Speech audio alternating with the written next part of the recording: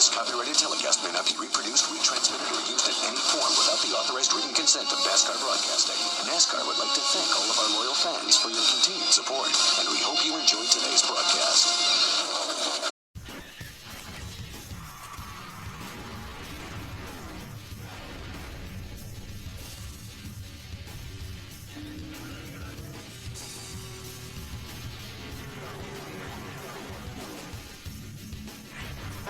They used to run around two side by side, and when you got to go through, look at all them moving around.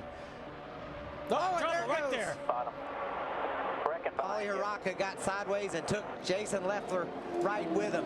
Dakota Armstrong, the 98 trucks into the outside wall. A lot of trucks coming down pit road to avoid that incident. Dakota just had minor damage there. Yep, coming out of turn number 4, Jason Leffler caught up in it in the 18. But coming out of turn number 4, a little bit loose. Early on, we saw it was the 5 of Polly Haraka. There's the damage to that race truck. Anytime something's different, Rick, something happens that messes up your rhythm, then you run the risk of having this happen. That's exactly what the slower truck didn't do anything wrong. He was getting up to speed right on the bottom. These guys came upon him, had to start making some evasive moves, and when you exit forward, that's not the place to be making an evasive move. See Chris Cockerman in the 93. You see Brendan able to get by, Justin Lofton able to get by. Watch Polly Haraka. He gets a little bit loose there, even before he got to that truck. Yeah, it looked like he maybe went up the hill because of the slower truck and then went to go back down a little bit because he didn't want to crowd Leffler, and that got him sideways. These things turn around so quickly. Polly's not used to this stuff. He's used to racing on short tracks. This is all new to him, and that thing just hopped around on him, and unfortunately 3 wide on the outside there to do so. How about Brennan going through the middle there? And oh, sideways. Got to crash in the 33 of Cale Gale into the wall. It looks as though he collected the 8 of Mike Skinner as well. Damage to both of those trucks. Big damage. Also involved, the 07 of TJ Duke. He slides in front of another truck, gets caught up. Talked about how hard it is sometimes to get through that tri-oval, and that's exactly what happened there. Those guys somehow got sideways. Those teammates, Cale Gale and Mike Skinner, we were just talking about Eddie Sharp Racing. That's his worst nightmare, isn't it, Phil? Sure is. Matt Crafton down on the apron. From that side didn't look bad. Well, from that side it does. Yeah, a lot of damage to TJ Duke's truck. Mike Skinner, look at the front of that race truck. Yeah. Mike talked about how the community here in Daytona rallied around him, gave him the opportunity, he and Angie, the opportunity to run this race, and to have it all taken away in a crash when he ran so strong all night long. See if we can take a look at what happens here. Oh, Enfinger moves up a little bit. Is that right? Looked like was that Enfinger or was that Clay Greenfield? And the other red truck, number 68. One of the red truck moved up, and Cale Gale was there. It bounced Cale sideways. Got some trucks coming to pit road. Rows back of 2x2, but side by side, coming out of turn number 2. Around goes the 32 and hard into the wall. Miguel Paludo hard into the wall coming out of turn number 4.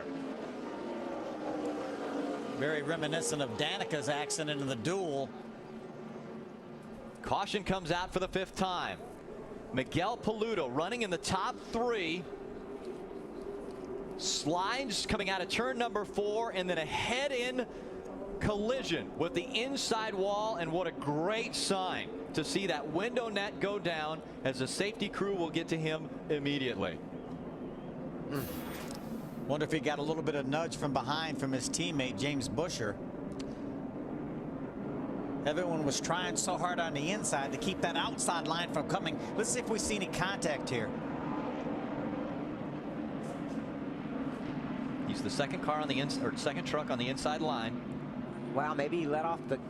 Maybe he made an evasive action there because of PK Jr. Wow, look at the violence. What an impact. How violent that was. That truck weighs 3,700 pounds, and it flies up in the air like that and catches on fire, and yet. And we saw how quickly Miguel Paludo had put the window net down, was taking his helmet off. Amazing. Got Hornaday and the 2 of Brendan Gaughan hooked up now. Oh, sliding. The 29 is going to go around, as well as the 81. David Starr goes to the inside. Hold the brake. We saw Parker Kligerman in the damage, not too bad. 29 sliding early in this one. The caution will come out once again, the 6th time tonight. Also involved, Ross Chastain in the 0.08, as well as Brian Silas in that 99. I just didn't see how we could get to the end without having something like this happen. There was no way. Now what do we do at the front? Jason White's leading. His pusher is going to be on the outside. I think Johnny Sauter is now in trouble. I think John King closes right back up to the back of Jason White, and John King is good enough to push Jason. I think Johnny's in trouble. Parker Kligerman, left front damage on that 29. The 81 of David Starr also went around. He's going to have some damage. If our scoring monitor is correct, Johnny Sauter's going to have Ron Hornaday behind him. He knows how to push. He pushed for the entire race at Talladega last October. When the caution came out, we had 6 laps of racing to go. Looked like Dusty Davis came down to the middle. Parker Kligerman in the 29 had committed to the middle, and then Dusty Davis moved down the hill. Look at the job Ty Dillon does. Barely squeaking by Brian Silas. Leading when we come down to the final lap. I want to be second. I think that's the best place to be. How about Rick Crawford going up through the middle? They're not going to make it. Contact and into the wall. The 19 goes around. That's Brad Keselowski. Flying through the trioval once again as the caution comes out. They did not receive the white flag. We will have another green-white checker.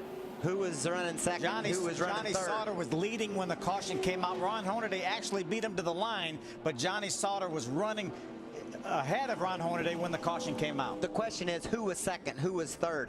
How are they going to line up on this restart? And NASCAR will use cameras to figure out where to put them.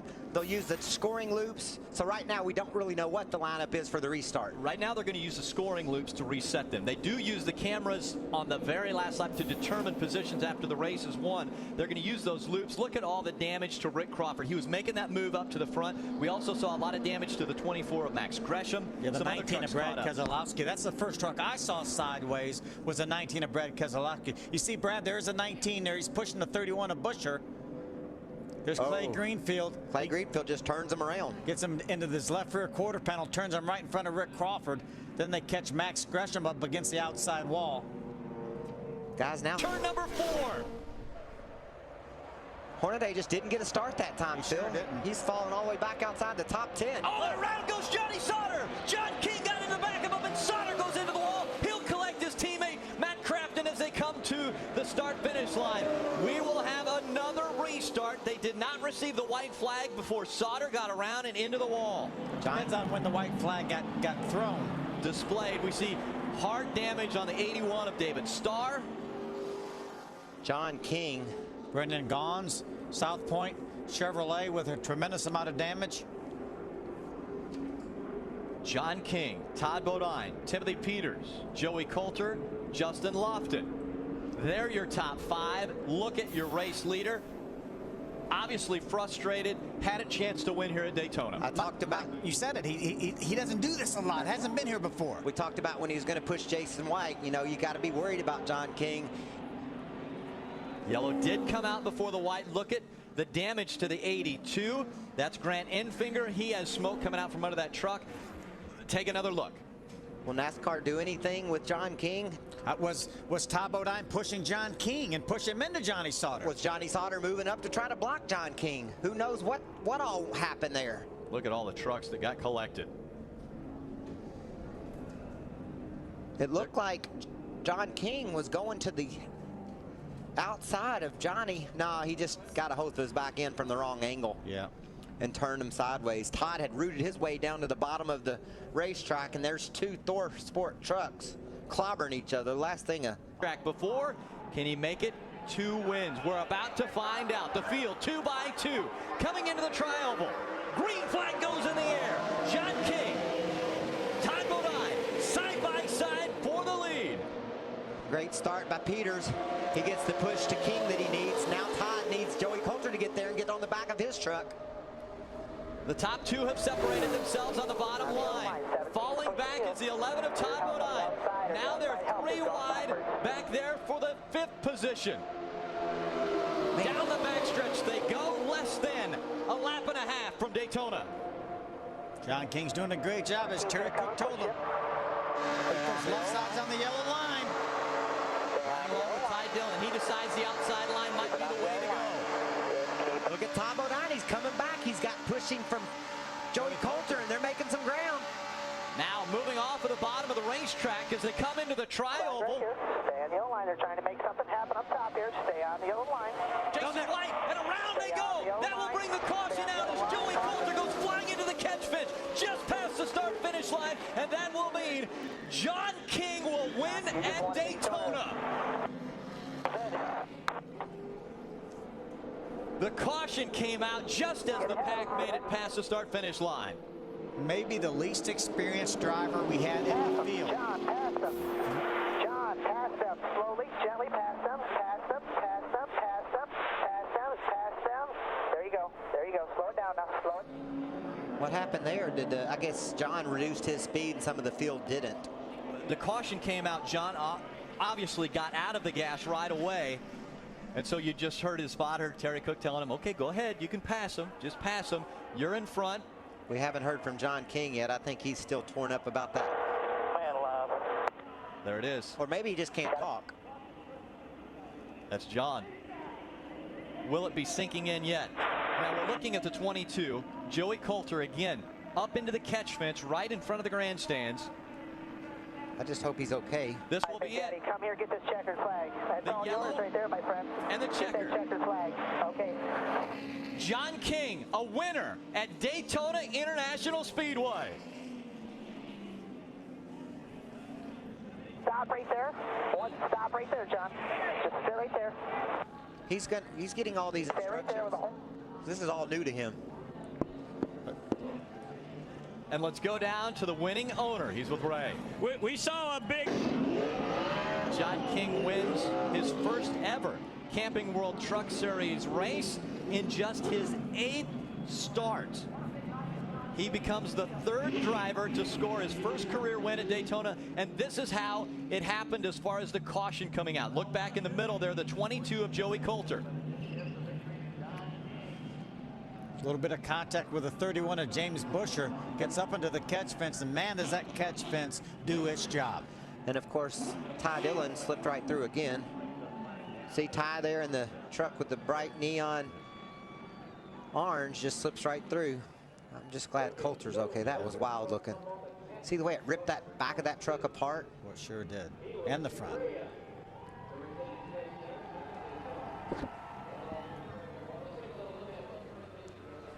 James Busher in the 31 got into the back of that 22.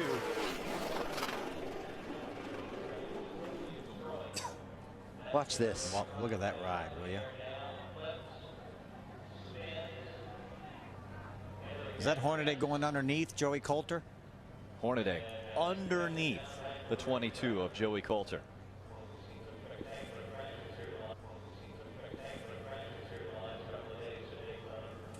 Watch this from Ron Hornaday's onboard.